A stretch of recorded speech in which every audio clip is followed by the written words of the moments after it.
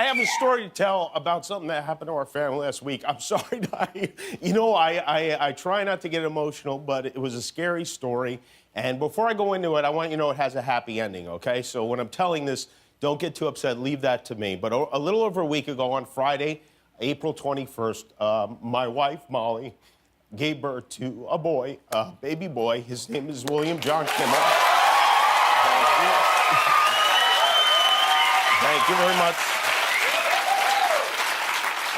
We call him Billy. It was an easy delivery, 6 pushes, he was out, and he appeared to be a normal, healthy baby until about 3 hours after he was born. We were out of the delivery room. We moved to the recovery room. Our whole family was there, and we introduced him to his 2.5-year-old sister. She was cute with him. We were happy. Everything was good. My wife was in bed relaxing. And when a very attentive nurse at Cedars-Sinai Hospital, her name is Nanush, was checking him out and heard a murmur in his heart, which is common with newborn babies, but she also noticed he was a bit purple, which is not common. So she asked me to come with her, and my wife and I assumed it would be nothing. Our daughter had a heart murmur too, and we didn't notice that he wasn't the color he was supposed to be. So I accompanied Billy and the nurse, went down the hall to another part of the hospital, the neonatal ICU, where another excellent nurse named Ann checked him out and called the doctor in. And now all of a sudden it felt serious. And the room started to fill up. More doctors and nurses and equipment started coming in. And they determined he wasn't getting enough oxygen into his blood, which, as far as I understand, or understood at the time, was most likely one of two things, either his heart or his lungs. And you hope it's the lungs because sometimes they have fluid in them after delivery, and it's potentially a minor thing. But they did an X-ray, and his lungs were fine, which meant his heart wasn't. So now more doctors and nurses and equipment come in, and it's a terrifying thing. You know, my wife is back in the recovery room. She has no idea what's going on. And I'm standing in the middle of a lot of very worried-looking people, kind of like right now, who are trying to figure out what the problem is. And it's Friday night, and so they call a pediatric cardiologist, Dr. Evan Zahn, who, when they called him, was picking his mother up from the airport. Luckily, her plane was not delayed because he got to the hospital very quickly. They did an echocardiogram, which is a sonogram of the heart, and found that Billy was born with a heart disease, something called tetralogy of Fallot with pulmonary atresia. It's hard to explain. Basically, the pulmonary valve was completely blocked, and he has a hole in the wall between the left and right sides of his heart.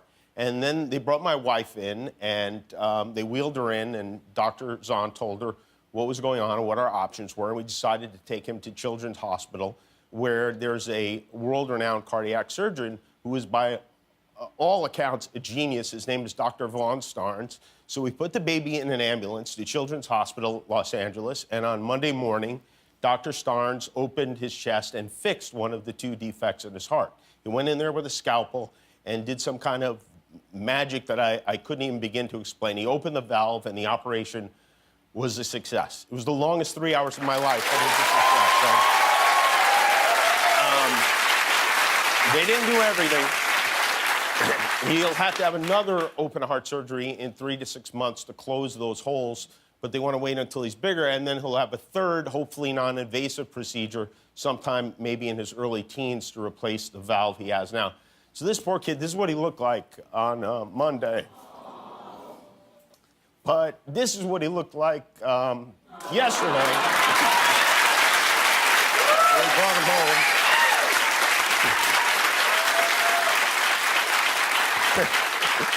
Poor kid, not only did he get a bad heart, he got my face. 6 days after open heart surgery, we got to bring him home, which is amazing. He's doing great. He's eating. He's sleeping. He peed on his mother today while she was changing his diaper. He's doing all the things that he's supposed to do. And our daughter, well, here's a picture of my wife and me and Billy and our daughter, Jane. And you can see Jane's pretty excited about having another kid in the house. You know, it's funny, they tell you when you bring the new baby home, bring a gift for the older sibling and tell her it's from the baby, as if we gave birth to the Easter Bunny or something. It makes no sense, but that's what they tell you to do. So we brought Jane these Shopkins, which, do you know what these are? They're like tiny little cupcakes and donuts with faces on them. And we said, Billy bought these for you. And she believed it. She's not too bright, but, I mean, he doesn't even have money. He doesn't, not only doesn't he have money, he doesn't have a place to put money. He has no wallet. How would he buy these for her? As far as she knows, the baby is signed up for Amazon Prime, but she likes him okay. This is another picture. This is the best. This is me in a coma. And I have a list of people I want to thank for making that happen, and I hope I have my list. These are just some of the people who played a part in this. It was an enormous team effort, it really was. At Cedars-Sinai Hospital, first of all, I want to thank Nanush Shakurnia, the nurse, who was the first to notice there was a problem.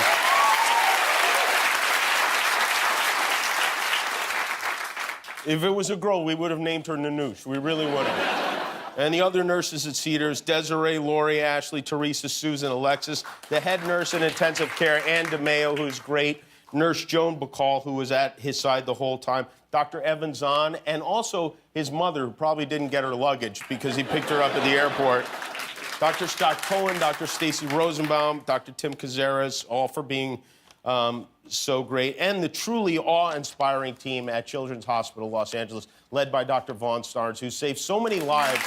This man has saved thousands of lives and turned so much sorrow into happiness. I'll never be able to thank him for... So I won't even try, is what I'm going to say. And all the great doctors at CHLA, Dr. Sylvia Del Castillo, Dr. Erin Barbanel, Barbara Gross, who runs the Heart Institute, and our unbelievably kind and caring nurses, especially Krista Callan and Carrie Dubbin. But they were also excellent. Elise, Janet, Josie, Rhea, thanks to Donald Seebeck, our respiratory therapist who kept Billy breathing the whole time. This is someplace, Children's Hospital Los Angeles. I hope you never have to go there, but if you do, you'll see so many kids from so many financial backgrounds being cared for so well and with so much compassion. I've been supporting Children's Hospital for years. I had no idea we'd ever wind up there. And if you'd like to support the work they do, the information is there at the bottom of your screen. Please do. We were on the Costco floor, which I consider to be a good omen because it's my favorite store. And that's Costco sponsors the second floor, which is great. And thanks to all the companies who support Children's Hospital, including my company, Disney ABC, which supports them financially. I want to thank everyone here at ABC who were exceptionally kind and patient with me, letting me stay out of work last week. Ben Sherwood, Channing Dungey, Rob Mills, Mitch Cole, Jana Wintergrade, Carrie Kennedy, Bob and Willow Iger. Thanks, especially thanks to everyone here at the show, all my coworkers who sent a box of cards that it meant a lot to my wife. I didn't read them, but it meant a lot to her. Thanks to my work family. I want to thank my work family and my actual family, starting with my cousin, Dr. Denise Hayes, who happens to be a pediatric cardiologist in New York. There's one smart person in our family, and she counseled us. She explained everything to everyone in our family over and over again, so I didn't have to. Thank you, Denise. And special extra thanks to my mom and dad and my mother-in-law, Mickey, my kids, Katie and Kevin, my cousins, my sister, my brother, my sisters-in-law, my brothers-in-law. They all really came through in so many ways, as did my friends. Every one of my friends were there 100% of the time for us. We had atheists praying for us, okay? We had people who did not believe in God praying to him. And I hate to even say it, even that son of a bitch, Matt Damon, sent flowers. So, thank you. I want to say also thanks to Guillermo for all the sweet texts and emails. I could barely read any of them, but it was the thought that really counted. And Cleto, I have to say, Cleto Sr., Cleto's mom, Sylvia, Cleto Sr.'s wife, Sylvia, who's like a second mother to me, never has any human being ever texted more praying hands emojis to another human being than Cleto's mom did to me. I had to upgrade my phone just to handle them all. So thank you, Sylvia. And most of all, I would thank my wife, Molly, first of all, for allowing me to have sex with her in the first place. That was huge right there. And so few have done that. But also for being so strong and level-headed and positive and loving during the worst nightmare a new mother could experience. I couldn't ask for a better partner. I'm so happy we had this baby together. I'm definitely getting a vasectomy after this. And I want to say one other thing. President Trump last month proposed a $6 billion cut in funding to the National Institute of Health. And thank God our congressman made a deal last night to not go along with that. They actually increased funding by $2 billion, and I applaud them for doing that. Because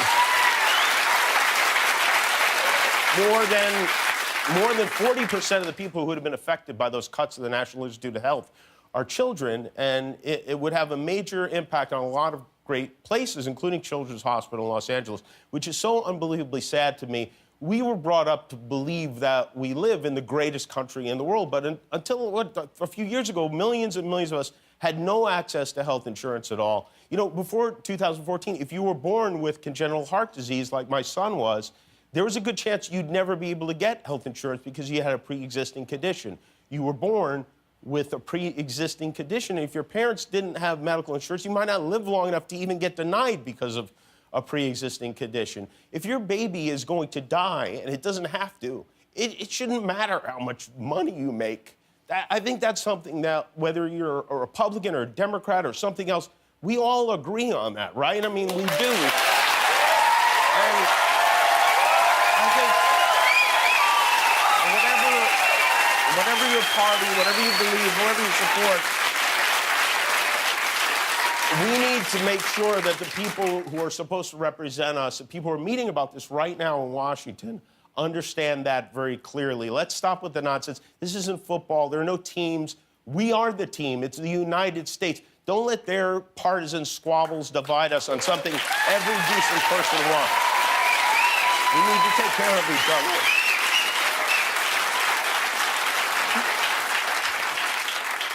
other. I saw a lot of families there, and no parent should ever have to decide if they can afford to save their child's life. It just shouldn't happen. Not here. So, anyway, thank you for listening. I promise I'm not going to cry for the rest of the show. Please say a prayer for or send positive thoughts to the families with children who are still in the hospital now because they need it. And thanks. We have a special show tonight. We'll be right back with Dr. Ross. Thanks for watching. If you like that, subscribe to our YouTube channel for all the latest videos. And if you didn't, subscribe anyway. It's free. Who cares?